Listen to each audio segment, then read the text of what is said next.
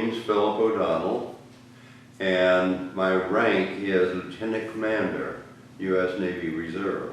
The very first flight, first of all, I had a wonderful instructor, very, very low key.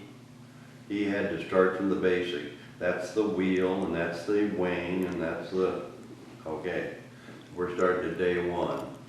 He had a lot of patience, and it's not something that you start doing unless your name is Lindbergh, unless you gotta work. You gotta listen up and you gotta work every detail of it.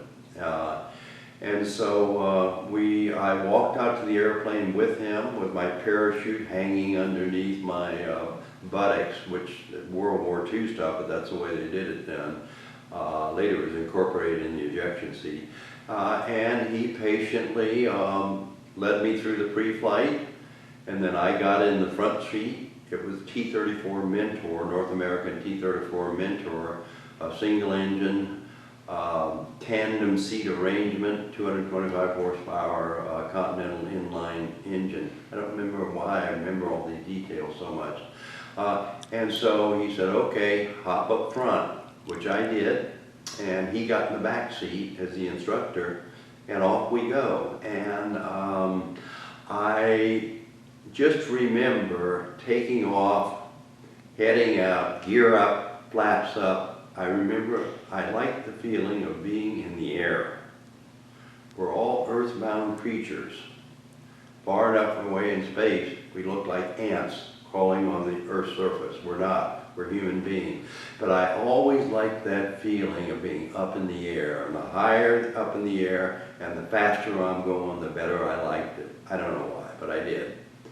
It has kept my interest for almost 70 years now, and I'm scheduled to fly again on Monday. So not supposed to be able to do this stuff at this stage of things, but I'm still flying airplanes in the left seat, and still flying at night, as a matter of fact, until a few months ago when my buddy sold his airplane. So that was my memory of the first flight.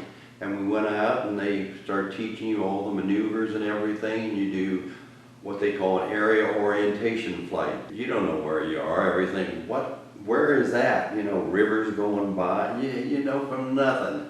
And so you do that, and then that's the start. I loved it from day one. I just didn't know anything. The Navy will put you through the paces, and if you can keep up, they'll let you hang around.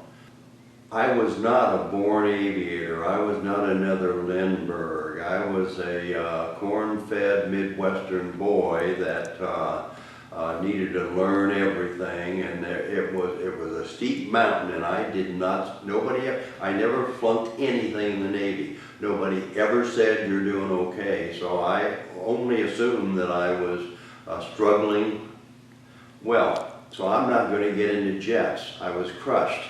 So we're sitting there in class one day, and a lieutenant commander walked in and said, as you are, we're sitting there, we snapped to attention. He said, as you were. He said, listen up. This is Navy terminology. He apologized to the instructor he said, listen up. And we're listening. He said, we're starting a new test class. The program is to see if we can take students at random from early in the training and put them directly into jets and see if they kill themselves or not. And he said, do I have volunteers? And my hand shot up. The Navy way was you, and you. Get out of here, pick up your orders, report to NAS, Kingsville, Texas, Monday morning at 0800. And I was out the door with the three other guys, and the other classmates were thinking, what did he say? Or I want to check with my girlfriend, or I want to check with my wife, or I want to check with my mother. I shot my hand up, go.